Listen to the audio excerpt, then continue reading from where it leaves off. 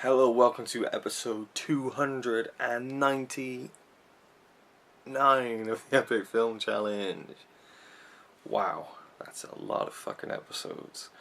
And this is the penultimate mini superhero marathon and Marvel Avengers Phase 1 lead-in films cinematic universe. Thor, by the Hammer of Thor. Now, we're not doing Captain America because we actually did that. We watched that in the cinema last year and we did a review of it. Can't remember what we rated it, but anyway, Thor, which was the last film we needed to see, leading into the Avengers. I needed to see. Did you see it before I watched it with you? What? Had you seen Thor before we watched it? No. No, okay. Yeah, Thor. I really enjoyed this one. It's basically about Thor, who's a god. And I was kind of like, how's this going to fit into everything? You got Iron Man, who's kind of, it's realistic. Hulk, which, isn't that realistic, but given the story and everything, it works and stuff in the realm of Earth, at least. Again, Captain America, a bit far-fetched again, but, it's set in Earth. Thor is like, in Asgard, this realm or planet or something. And I was like, how's this going to fit in? But I really liked it. So we have Chris Hemsworth playing Thor. And I really, really like him as Thor. Again, I don't know anything about Thor beforehand, So it's not... What? Thor before. Thor before. Wasn't that funny? A little bit. So yeah, so it's not like I'm like, yeah, he interpreted Thor really well. I like him as Thor. I like his accent and stuff. I like how he's a bit of a dick at the beginning because he's Odin's son and Odin is the king of Asgard and Thor's about to become the new king. And he's like, yeah, I'm the king, I got this massive hammer. And his brother Loki is jealous of him, he wants to be king. And then... Nothing. Huh? His hammer. Yeah. And there's these ice gods who get involved and they stop. Well, they don't stop, but they kind of intervene. They don't even intervene, they gate crash almost unintentionally. The crowning of Thor being the king.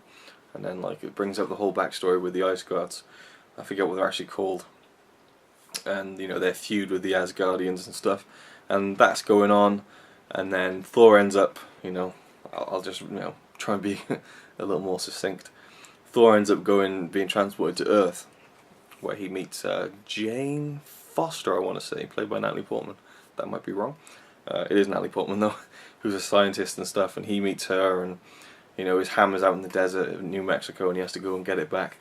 And I didn't buy the romance because there's a romance between Thor and Jane. I just didn't really buy it. There wasn't enough time for them to kind of fall in love with each other. Well, I guess you could fall in love pretty quickly, but they're like, oh yeah, I like the sky.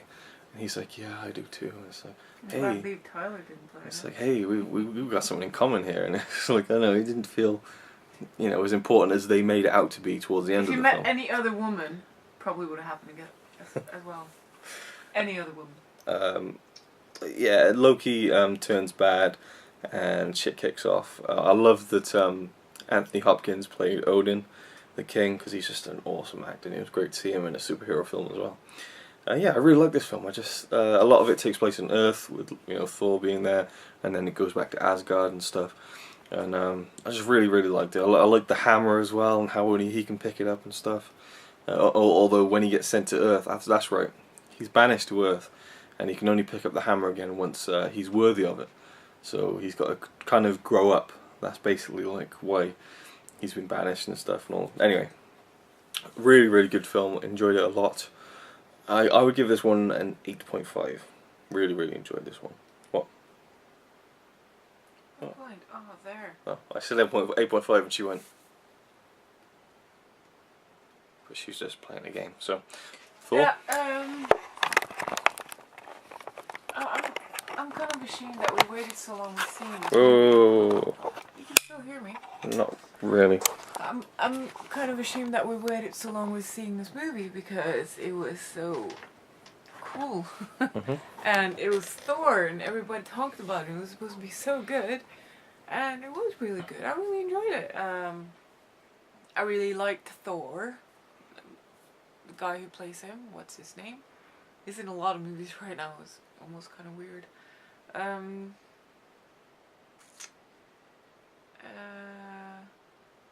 found him kind of funny, like when you know, when he came down there and they had a drink and he's like, "This drink, pff, I like it. Give me another," and stuff like that, and or whatever he said, and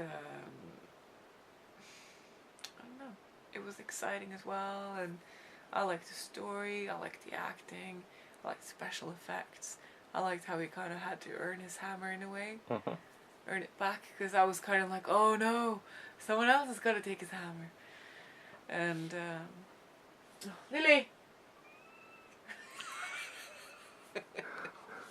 Lily! Get down. Get.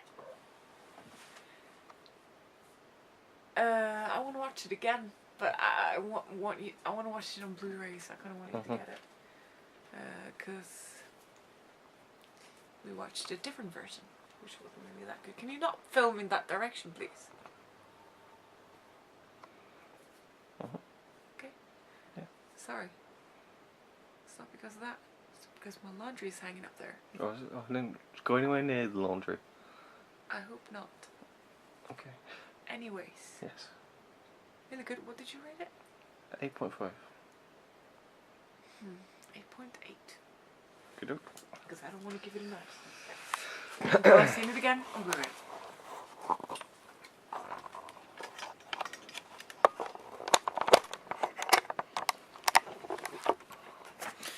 Okay, so there you have it. We've reviewed Watchmen, Spider-Man, Spider-Man 2, Spider-Man 3, Iron Man 2, The Incredible Hulk, Thor, and episode 300 will be I gotta start this one. Avengers Assemble.